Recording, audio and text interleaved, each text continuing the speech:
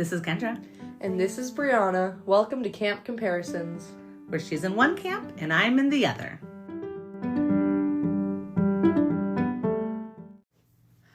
I heard that they're going to start shooting the next Percy Jackson season this fall. Yeah. Which is pretty great. Hopefully it doesn't take more than a year for it to then air. Yeah.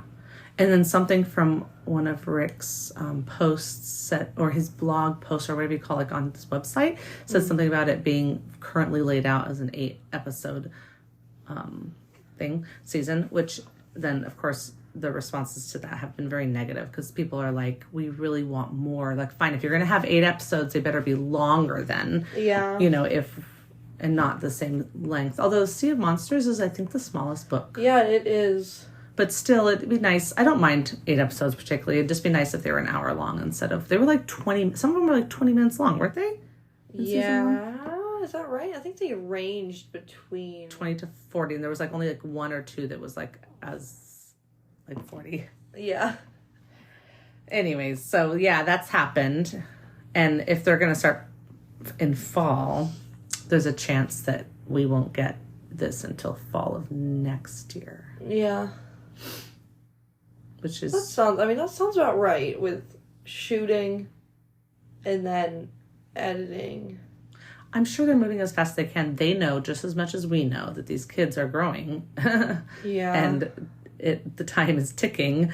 So I'm sure they're going as fast as they can. I don't understand enough of the production to get why they have to wait until fall to start filming. I mean, let's see. So it's spring right now, and they just got the scripts have been just recent, yeah. That's a great question. I know that for The Office, for example, I know that a lot of TV shows don't shoot over the summer. They take a break. But I don't think they would do that with this because they just had a break. Yeah, they just had a break. No, I don't think so. No, but also the scripts aren't approved yet. They're still proposed storylines that then get worked over, and Rick was just getting his. That's so right. He has to look at the changes, and there's going to be plenty of meetings. And anyways, I get that it's still a the scripts long are process. Still a work in progress. But I'm slightly nervous. Yeah. But we'll see. I know that is a long gap between the last time they were shooting. Yeah. And this time. Yeah. Okay. Yeah, we'll see. Okay, just a reminder, we spoil all of season 1 and all of book 1 and little bits of all 5 books. But if we talk too much about, main plot points or main character changes, we'll give an extra spoiler warning. Yeah, exactly. All right, so, just a little recap on our last thing that we did. I believe that we got into Waterland and got into the ride, and while that was happening, went back at least once to Grover and Aries. Maybe it started with Grover and Aries. Anyways, but we got all the way to them. We went back to them, and then we went back to the ride, and the whole scene with Festus and Aphrodite, or his mom, or whatever, that whole scene in the tunnel, and then we get all the way to them yeeting onto the little island where the chair is. Yeah, so now they're on the island with the chair, and that's where this starts. This is where this starts. Yeah. Okay. Wait. Or does it go no, that's where it ends. So that's right where that scene ends, and now we're starting the new scene where we're back at the diner, and Aries and Grover are talking, and he's trying to get Aries to talk. Right. Okay, so really fast before we get into this scene, okay. I wanted to mention, when I was editing last week's episode, I was listening to myself say how, they totally rewrote this myth, and that's not the way it happened.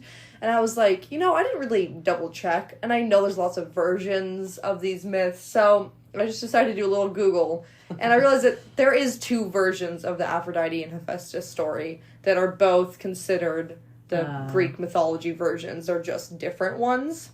And one of them is that Hephaestus trapped Hera in this chair, which is a little bit more terrible than just getting coated in gold. The gold wire that was covering her in the original myth was both burning her and cutting into her actively. Wow. It was like a torture chair. Wow. And all the gods tried to get her out. And none of them could get her out. And Hephaestus was just like, he wasn't trying to get Aphrodite out of this deal. He was just like, he was basically going to kill his mother. Well, he wasn't even going to kill her. He was just going to leave her there forever. Torture. Okay. Yeah, like it wasn't even supposed to kill her. It was just a trap for her to be in for like as long as he wanted her to be there, which was probably a really long time. And then, anyway, so they begged him like, please release her, and they promised him two things. One, a throne on Olympus, because he wasn't even one of the Olympian gods. Yeah, well, because Hera threw him off the mountain and was like, you're not a part of my family because you're ugly. Which, again, like, she kind of deserves that share thing. Yeah. But they promised him two things. So one was a throne on Olympus, and one was Aphrodite as his bride. And then he did release her. Okay. And that's how that happened. So that is one version of the story. So this is the one that they went with. Okay. Which is like a more dark version of what we knew. Instead of the other one, which is just like when Aphrodite emerged from the water, or in some cases when she arrived on Olympus, the fighting between the brothers began, and Zeus had to intervene and just chose Hephaestus because he was like the weakest, I guess, and in hope that the other brothers would stop fighting. And also, he was kind of pitying. He knew that Apollo and Ares and who was the other one? I remember we talked about this last time because we don't think it was Dionysus. But you remember that it was three guys? It was three of them. Anyways. Was it Poseidon? I was going to say maybe it was Poseidon. Maybe. I don't know. I don't think so because I think the three of them were brothers. I think they were all Zeus's kids. Oh, okay. But I can't remember. So maybe it's Dionysus. I don't know. That's fine. But they started fighting, and he just was like, you guys all can find wives by yourself. Yeah. And they just gave her to and Hephaestus. This guy can't.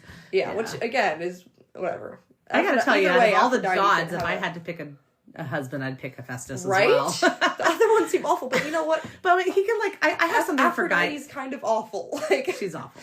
I have something for guys that can fix things, okay? I mean, I'm married to one. Yeah, that's fair. That might just be my thing. And he was, at least in the myth that I heard, he was very sweet to her. And always like making her gifts and being nice, and she was just like whatever. I mean, whatever. She fell in love with Ares. She's supposed to be vain. That is like part of her whole thing, because love is vain. I guess. Yeah, she's the goddess of love and beauty. I think Eros, her like son whatever, like her counterpart god or whatever you call it.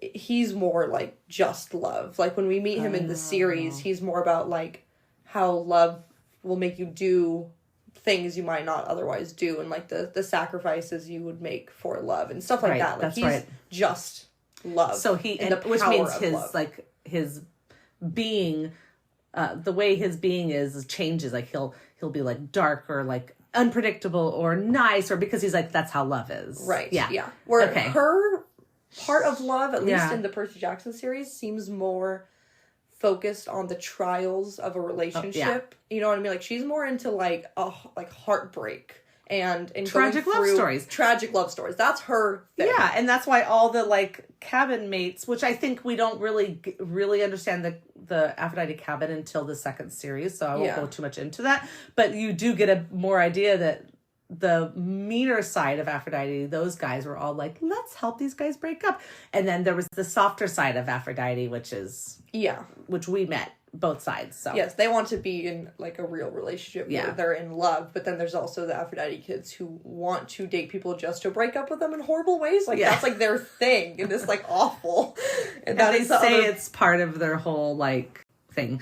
Okay, so here we are. We are back in the cafe diner, and Grover is trying to get Ares to talk. Yeah, and he says his comment about the Ares is talking about how like, oh my god, I hate that night on the winter solstice where like all these kids show up and like show their projects. Like I hate kids. They're like, Daddy, look at me. Yeah. He's like, but there's this like thing where Grover like says something and he's irritating Ares. Like he's not quite getting to him, and Ares says, you're as bad as my sister. And then Grover, like, you can see him sees that, like, ooh, here's an in. I can get him, like, a reality that we have an agreement on. And he's like, he's basically like, yeah, right? Right, like totally agreeing with Aries. And he's like getting them all going.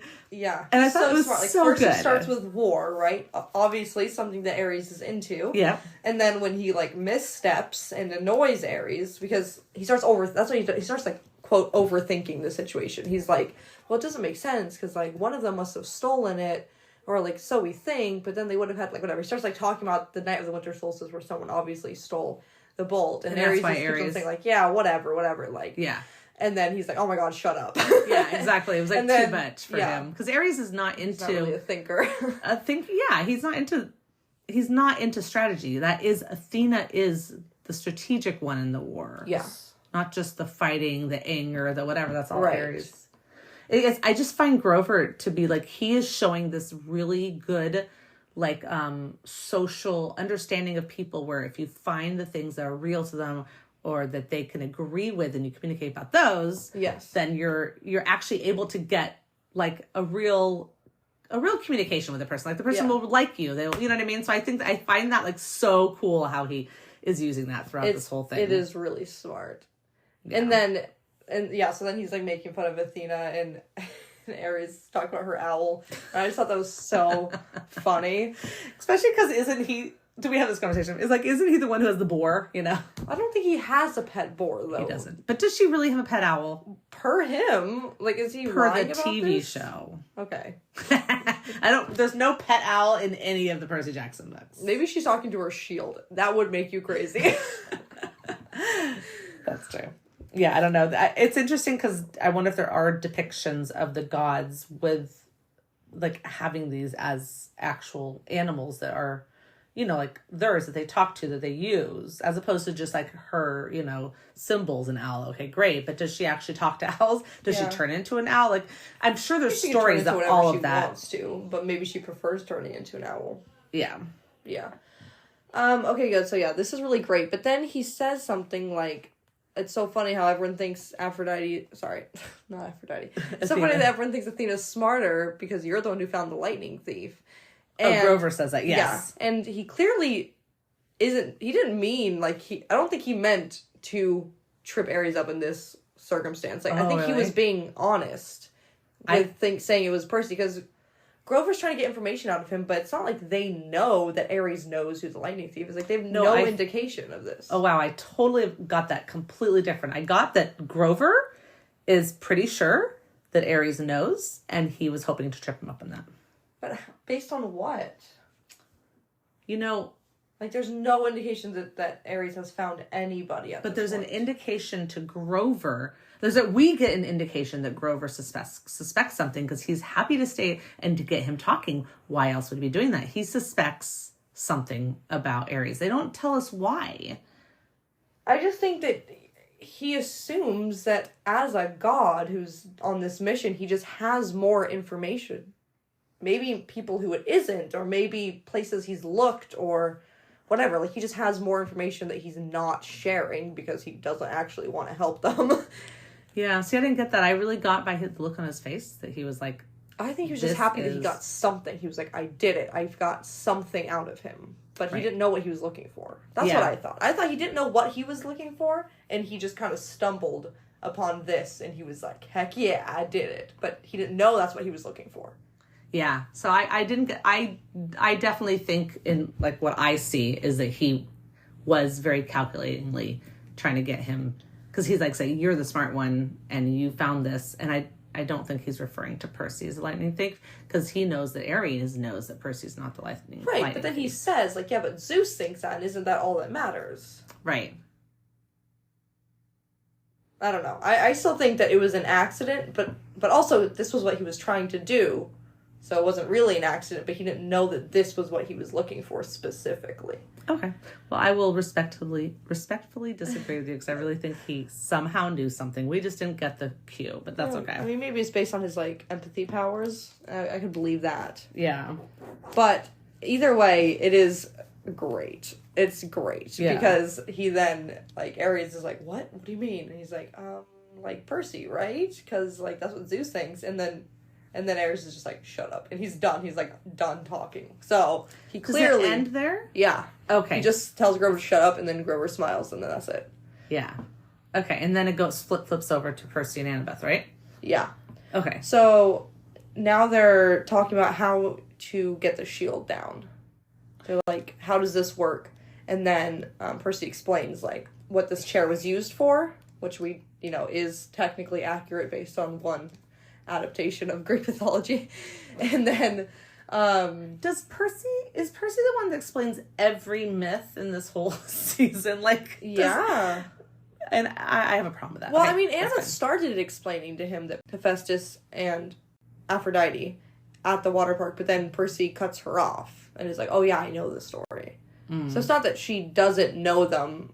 I guess we're just saying that he knows more than he does in the books, and which again, like, makes sense, because in the book we're assuming that he's remembering everything based on these lessons with Chiron back at school. But he doesn't remember that much. And he constantly is like, trying to remember. Yeah. He's like, well, wait, what did Chiron say about this monster? Like, he's always trying to remember. True. He does actually remember, but it's usually in the middle of a very dangerous moment. Yeah, like, somehow that's when his brain, the wires connect. It would make sense for his, like, ADHD, right? Because, like, while he's in battle and he's using, like, that skill to be able to focus on all these things at once, sometimes, like, that can, like, declutter your brain. You know what I mean? Yeah. Anyways, he always remembers in the middle of a fight. He's always like, oh shoot, I remember about this monster, like the Hydra, for example. He's like, wait, how does this work? And if Annabeth doesn't give him the answer, he usually, like, remembers it mid-fight. But she also does give him the answer in many occasions, so I was, like, a little, like... Yeah. Although I think maybe when we get to the Lotus Casino, she may be the one who says the... Like, walks in and says the legend, or not the legend, whatever, the myth of the Lotus Casino. The Lotus Hotel. Yeah, and she's also the one that says, oh, it's Medusa.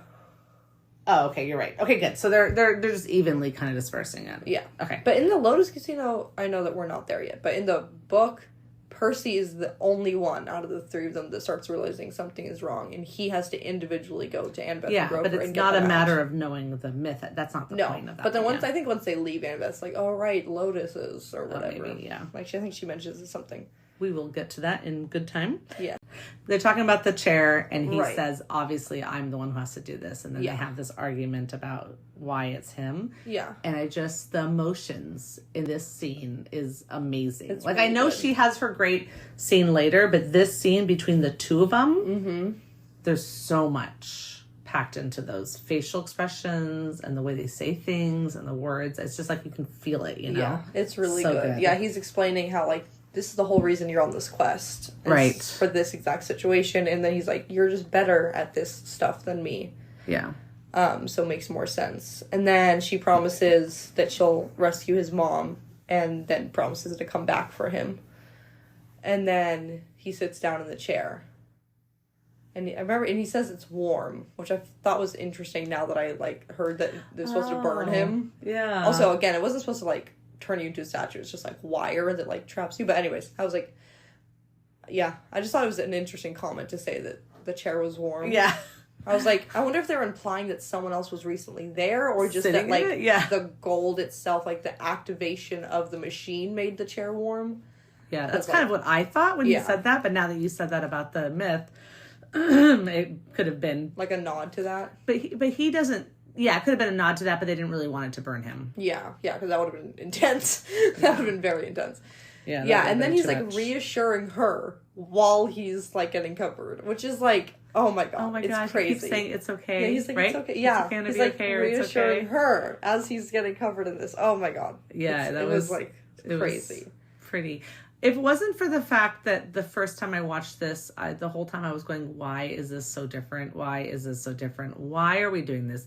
Why couldn't we have done something, you know, like, I maybe would have cried at that scene, but because I was so irritated, I didn't. And then it took me having to watch it 3 times to really get the nuances of the emotions and see how beautiful that was. So that's kind of sad. I kind of would love to watch that without having all of my other thoughts for the first time, you know? Yeah. See, another great reason to go into the second season more open-minded so you can appreciate each episode individually. I mean, yeah. And then you get to complain later on the podcast. Like, you know you're going to have the outlet for it. So you just enjoy the episodes your first time through. Oh, I just don't know. Complain. I don't know if I'm physically able to just sit and watch it. We'll have to see. But again, we have a complete departure. And we talked about this in the last episode. This is a complete departure because none of this happens at all in the book. And so what's nice about this is we do get this Percabeth moment, which we don't really get in the scene in the book at all, because you get that Annabeth is scared of spiders, and you get Percy having to be the one to think because she's too busy screaming. Like, she is in full on terror. Yeah. She cannot, which is actually a very important scene to get because of later books, but that's in the later series, which I really don't think that this Percy and Annabeth and whatever they're gonna make a Heroes of Olympus with these guys. It's gonna be too long. Yeah. So I think they are gonna end with this particular book series, 5-book series. Definitely. So they're not gonna need to get into what's very important about her overcoming this fear later, which we're not gonna talk about because then it spoils, but whatever. Yeah.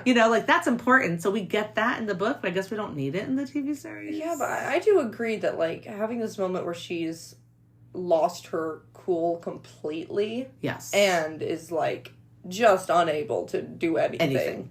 And it's just so unlike her character. And, like, Percy's, very used to her having all the answers and always knowing what's going on. And, like, she's like the rock in this trio because Grover is terrified. And Percy just doesn't know what's going on because he's really new to all of this. You see, he gets so much better through the series. You see, I mean, in book 5, it's a totally different Percy. But but he literally is, like, he just, like, it's been weeks. Yeah, he just started. Like, he was at camp for maybe, I don't know, like, in the book, seems 2 like weeks? a couple weeks, 3 weeks? Like, this has all happened very quickly. And then the quest is only, like, 5 days long or something. Right. 7 days long, whatever. But they spent, like, half that time in the Lotus Hotel Casino. Or at least a couple days. It's just, it's not very, it's pretty short. And his mom's still, whatever. It's like a whole thing. Right. So she is, like, the rock in this trio. And so for her to just lose... She loses it, and we get to see Percy having to try to be a leader for the first time without her help. And it's not until he gets the water whooshing through, and they're in this boat, and their mechanical spiders are overwhelming them, and they're really small, but they have pinchers. I don't think it's what they do, but they also have little, like, metallic threads. Right. That they're, like, trying to tie them down with, and they're trying to, like, they're trying to, like, break the threads while they're also trying to kick the spiders off them. Like, it's a whole thing. Yeah, and they're tiny, but there's so many of them that they're starting to genuinely, like, cover them with this netting. Yes. And so that's happening, and he is trying to figure out, like, he gets Grover to try to figure out how to get the machine started so, like, the water will start running through, because they're in a dry bowl, you could say, with this boat, and Grover can't figure it out. So that's when he, like, literally uses his water powers. Again, same scene, using his water powers, maybe not for the first time in the books, but that's fine. He calls the water to him, and he gets, like, the water bursting out of the pipes that are all around him.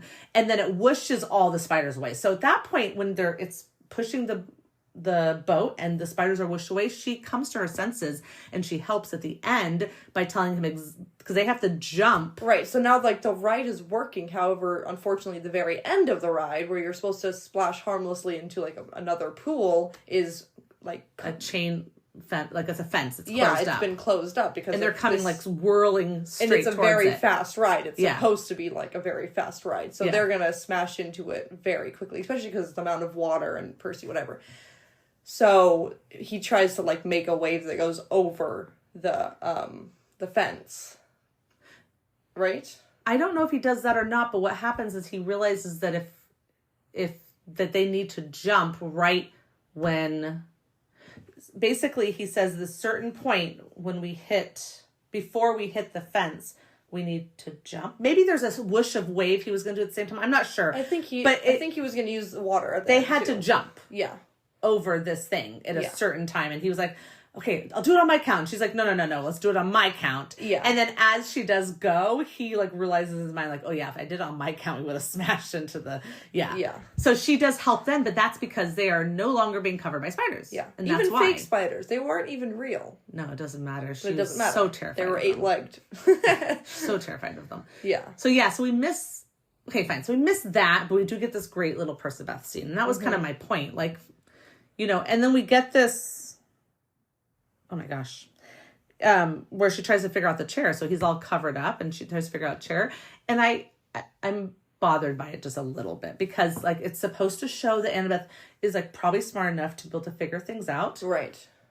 But the way she's doing it as the actress, or maybe as they're directing her, whatever, it doesn't matter. It doesn't look like it looks like she's literally just, I don't know, just turning these things and just like not actually even trying, like really, I don't know what it is. I got that like vibe too. I was like, it looks like she's not even really trying, or like she doesn't know what she's doing. Like she doesn't know what she does. It looks like she doesn't know what she's doing at all. Yeah. But she gets like a few seconds before she's interrupted. Like maybe she's genuinely she's also like just trying to see. Yeah, she's really upset, and that could be it. She could be really upset, and like she hasn't quite gotten her wits around. Yeah, and so maybe she just like she also might just be seeing like, okay, what gears do these turn? Because she's just turning a gear like back and forth. That's all she can do. But maybe she's trying to see like where they turn, and then deeper in the machine where they're turning to see like what happens after that. It's hard to tell because we kind of aren't looking from her eyes right into it. Yeah. So that's what I assumed is that she is looking at how it's working. It just doesn't look like that. I think they could have done a little bit like what she did. If they had done the same kind of thing, what she did when they first walked into the water park and she was like, oh, I see. If they could have done a little bit more of that, although I guess they want to show that she actually can't figure it out. Yeah, like the chances are low to none. Okay, fine. And maybe that's what it is. But I feel like if I directed her, I would have had her be a little bit more like intent. Looking at it and less. And like a little more looking and going like, okay, I wonder if, like having a few like moments of talking to herself.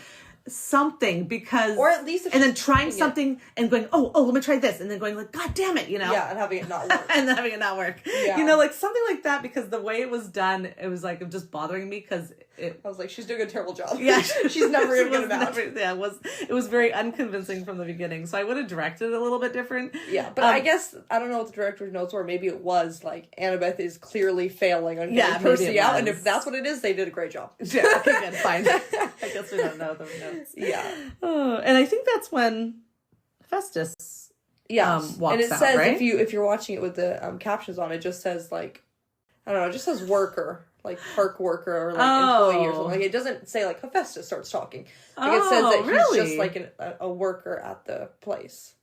Weird. Now I can't remember the exact thing it says in parentheses but it doesn't reveal him in the captions which I love when captions don't reveal who someone is when you're not ahead of time yet. Before you know. I know. I hate when it's spoiled. You're like, I already know who this is. Yeah, totally. So it just says he's like a worker at the park.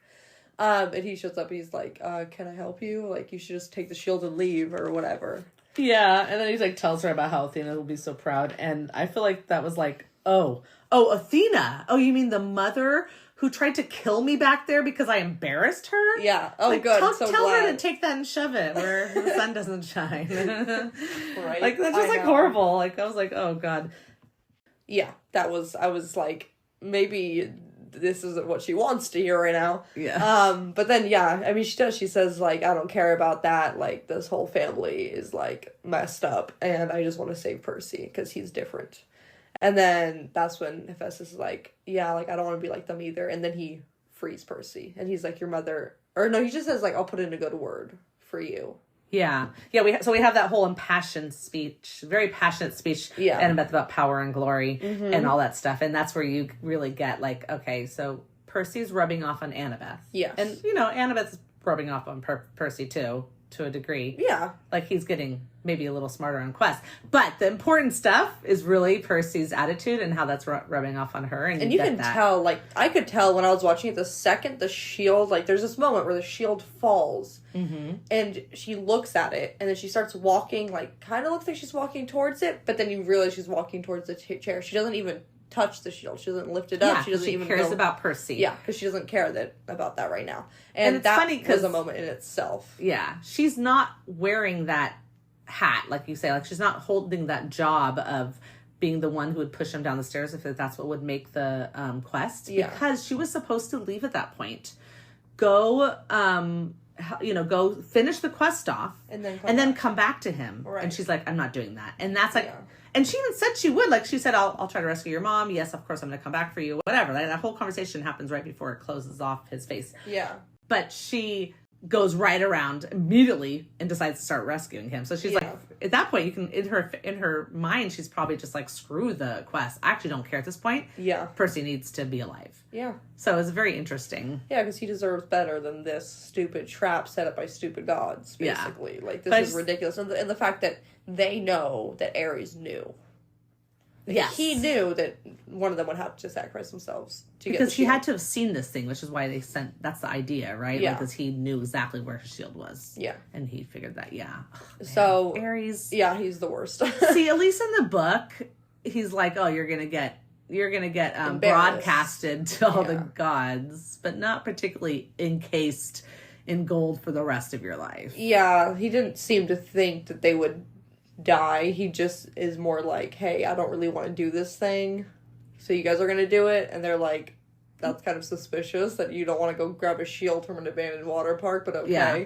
And then, it's basically just like a trap for embarrassment, which isn't that bad. But for someone like Ares, it's bad. Oh, yeah. And for Aphrodite. Like, both those guys are too vain to want to be embarrassed in any way, shape, or form. Yeah. Plus, this is, like, again, an ongoing thing with Hephaestus. Like, he's trapped them before under, like, a golden net and stuff. And, this is their game.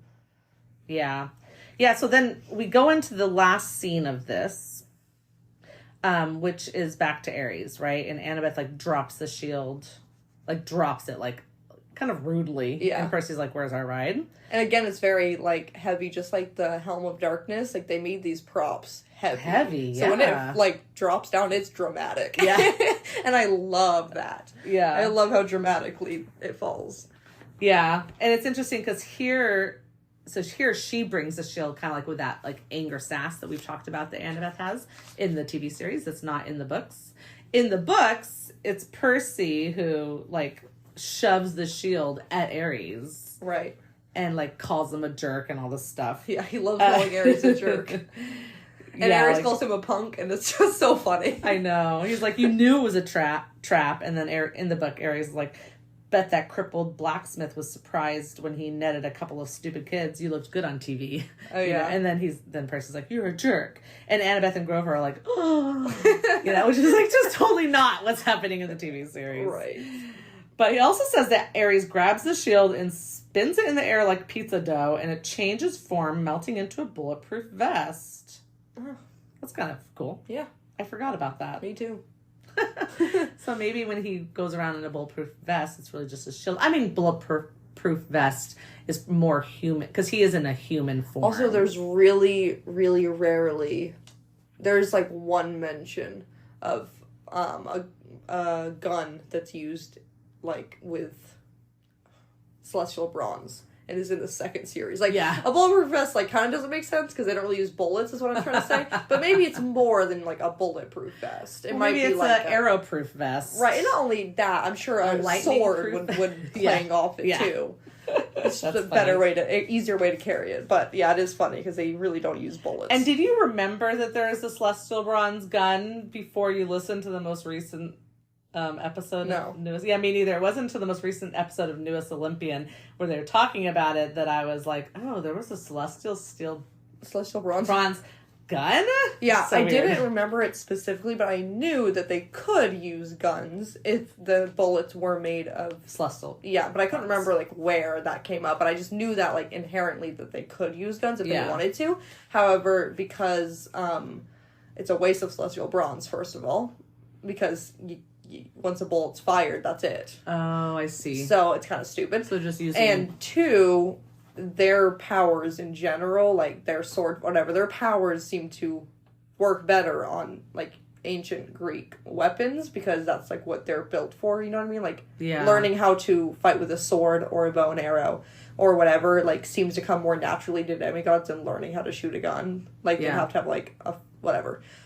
So there's a ranch scene in book 3? 4? 4? 3? 4. It's 4. The maze. They exit the maze on the ranch. And they have guns in that because it's a ranch. But I guess the reason that, didn't they have guns? Didn't the big rancher potentially? But he was threatening demigods with it. Yeah, I was gonna say that's why shoot demigods with normal guns, right? Okay, good. And also, if he killed livestock, sorry, you probably don't kill livestock with a gun. That's stupid. But like some wolves coming to kill the livestock. Yeah, yeah. If you're dealing with like mortal stuff, then why not have a gun? I mean, Luke's he has a bunch of mortal sentries, and they have guns. Yeah. Okay. And I'm sure that those aren't celestial bronze guns. Just normal guns for killing demigods. Because they're not and trying other to kill mortals. monsters, because the monsters are on their side. Exactly. They're trying to kill demigods or other mortals who stand in their way. Yeah. Okay, yeah. So we go back, and he's like, "Where is the ride?" And then it switches to this truck outside. Mm-hmm. And he says, like, okay, it's going to Vegas. You'll find Hermes there, whatever, right?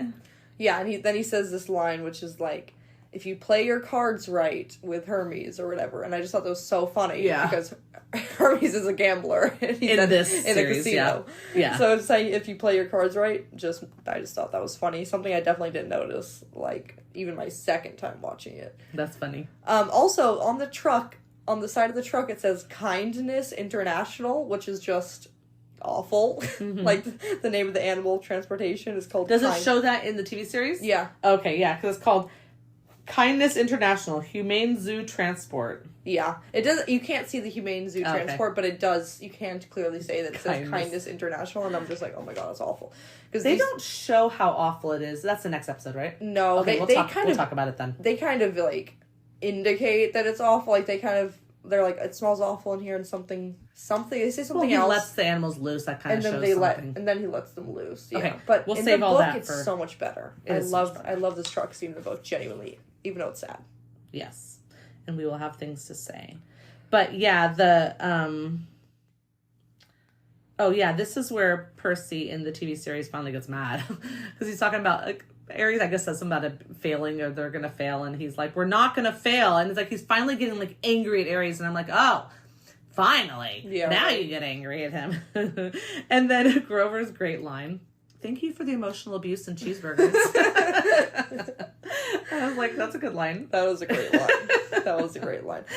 I also loved Percy is saying like you seem to not know who I am, but one of these days you're gonna find out. Was I think it was really good. Percy. That's his parting line to Aries is like, you don't know who I am, but one of these days you're gonna find out. Really? Yeah. Wow, I don't remember that at all. That's his mean line he ends with, and I just thought it was really funny because you know how Mike Schubert of the News Olympian likes to say one of his favorite things about Rick's writing is that sometimes Percy has good insults, but sometimes you're like, oh yeah, this is a 12-year-old who has a bad insult. And I feel like that line is a very 12-year-old, I don't really know how to intimidate this guy. He kind of fumbles it. Yeah. And I don't know if that was on purpose or they thought that was a good line, but either way, to me, I was like, that's kind of awkward, but then I'm like, you know what? That's pretty good for this is a 12-year-old. This is a kid. Yeah, that's great. That's so funny. I somehow didn't catch that or really paid attention to that line. Yeah.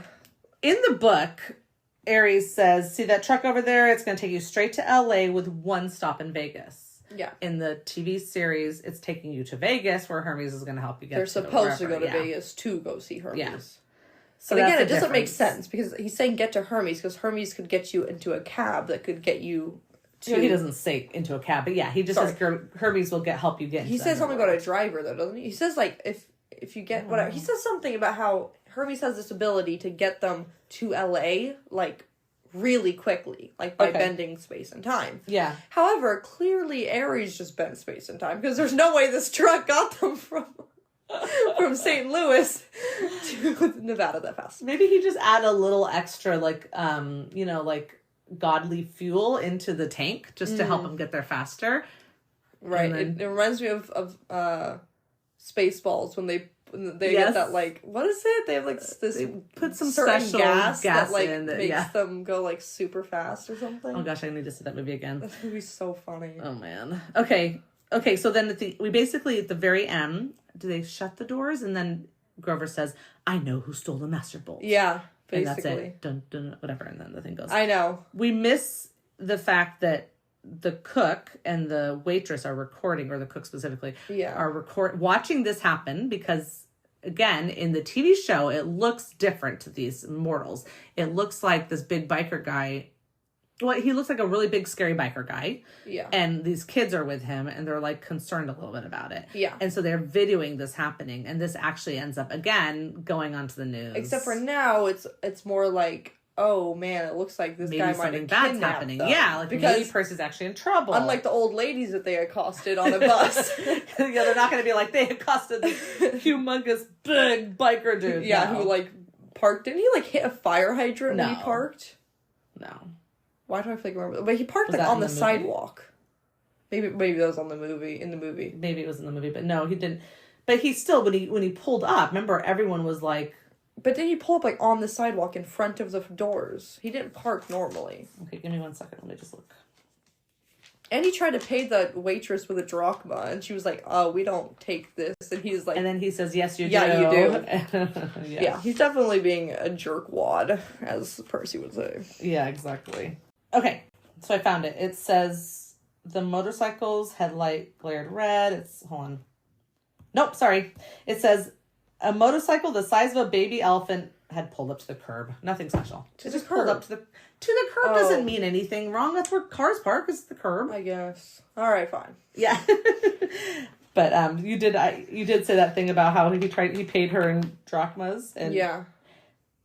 she's like, these aren't, and then Ares pulls out his huge knife and starts cleaning his fingernails and says, problem, sweetheart. Oh my god. And then she walks away, and Percy says, you can't do that. You can just threaten people with a knife.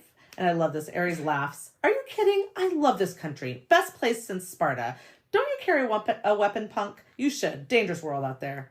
Anyways, I just love that he's just like this is, of course you can just threaten people with knives. That's America. It's America. I just thought that was funny. God. And that was a little bit like the Ares that we got in TV shows. That sounded, I could totally see, what's his name? It's Adam Copeland. Yeah. Which I should have remembered because my last name is Copeland. Yeah. Anyways, I thought he could have done that really good, that perfect line really well. But He really whatever. could have. They didn't have any of the diners like looking nervous or being weird around He was this. like already there when and they he's showed laughing up. over Twitter. So Like, he he's might not- have, but to be fair, he might have already like brainwashed them. There's also like seems to be like no one really around. Yeah, he may have made them all leave. Yeah, he might be like, I actually own It's this place possible. now for this period of time. Yeah, we don't really know. But when Grover says like, I know who stole the lightning bolt, and it ends right there, I just remember being like, okay, there's no way he knows. No, And I even thought,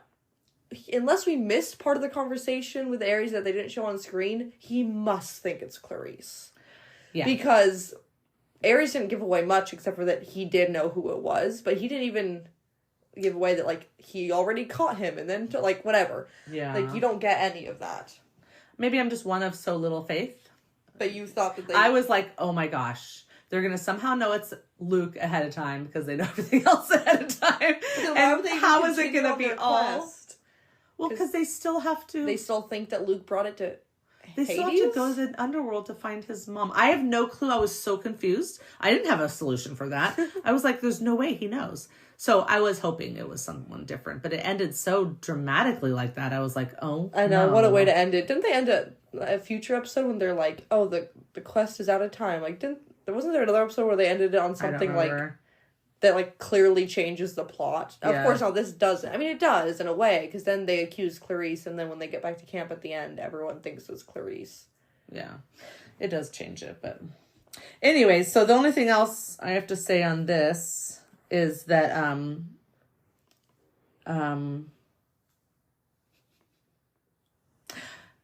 in the book, I mentioned this in the last episode, that Ares was like, oh, also I'll give you more information on your mom. So we don't have that in the TV series.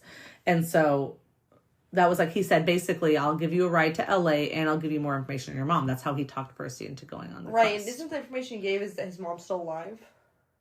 Yes. So then Percy here, this is the end of this part, says, you promised me information about my mother. And then he's like, she's not dead. And Percy doesn't know this. No, he's his plan. In the book, he thinks he's going to like somehow bring her back and to get her soul back. Yeah. But here it says like, what do you mean? And then he explains, I mean, she was taken away from the Minotaur before she could die. She was turned into a shower of gold, right?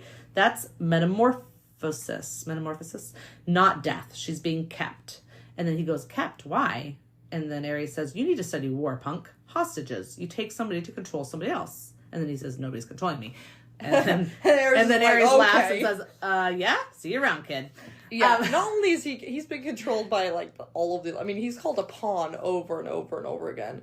And it's pretty true. Unfortunately, the gods do use demigods as their pawns. But he also gets to use them back, especially at the end of book 5. Which, whatever. No, he does figure out how to, like, kind of stand his own ground, which is good. But yeah. Definitely.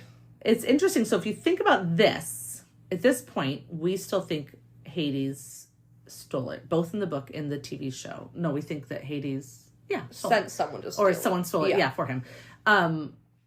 So why would Hades at this point have taken his mom? So, because they already know the lightning bolt has been stolen, right? Because doesn't Hades explain this at the end of the book? He says, like, I knew that my brothers would think it was me.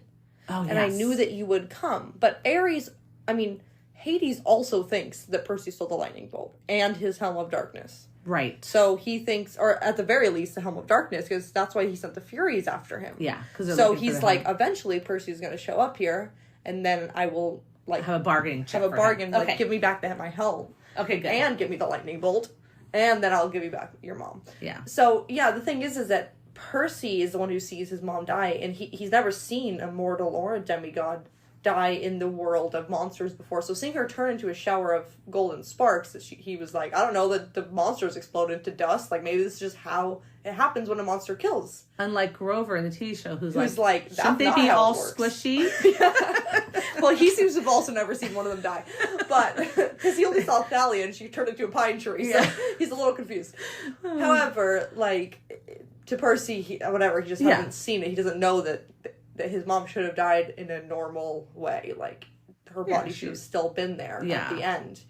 Which is a little bit weird, considering that he is a human that lives in New York City. He must, I know, but like, when he kills a monster, they turn to dust. So maybe when a monster kills... so he just thought that's what happened, yeah. I mean, he doesn't know what the heck's going on. Yeah, exactly. So it does make sense. Like, how would he know?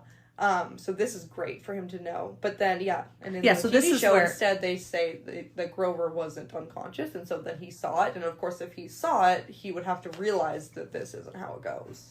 Yeah, so the difference here is that Percy in the TV show goes into the quest knowing that she's not dead, and he wants to save her, that she's still in the underworld. Yeah.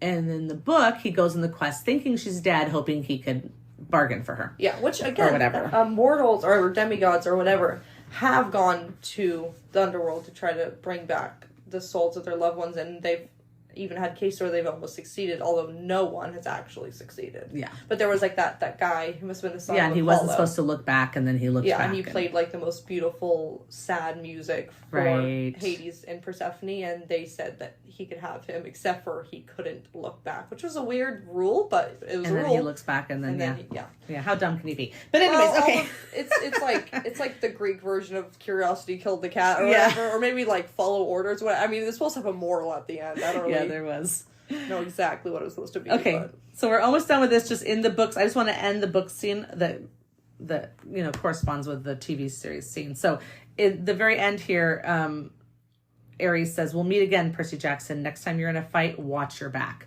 And that is important for a later scene in the books, but that's okay. It doesn't. Not important enough. It takes a while. Yeah, it does take a while. Wait, is this actually the moment that he curses him? Oh no, that happens at the end of the fight. Yeah, I think he's just saying, like, whatever. I think he's just kind of lightly threatening Percy. That's but then true. He later, gives a full okay. Where he's like, one day you're gonna, like, your sword fighting is gonna something. I don't know. He says something. Like, one day you're gonna something like something's gonna fail you when you need it the most. Yeah. Yeah. And then they get into the truck, climb in the back, close the doors, and that's the end of this scene in the book as well. And we are mid chapter 16.